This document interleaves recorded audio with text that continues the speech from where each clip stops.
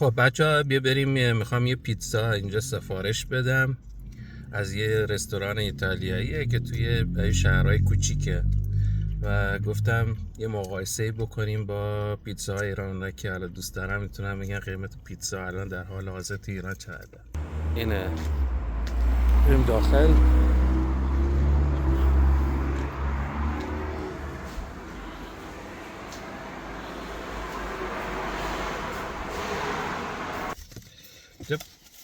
ببین بچه اینطوریه، پیتزا شپتزیال،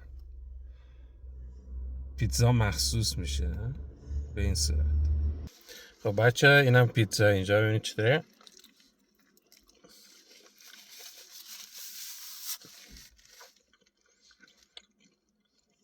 خوبه ولی هیچی به پای پیتزا ایران نمیرسه و این شد 5 یورو و 50 سنت. خوبه نه؟ جای دیگه بخوای بگیری اینا هم گرونه. به هر حال چقدر هم داغه.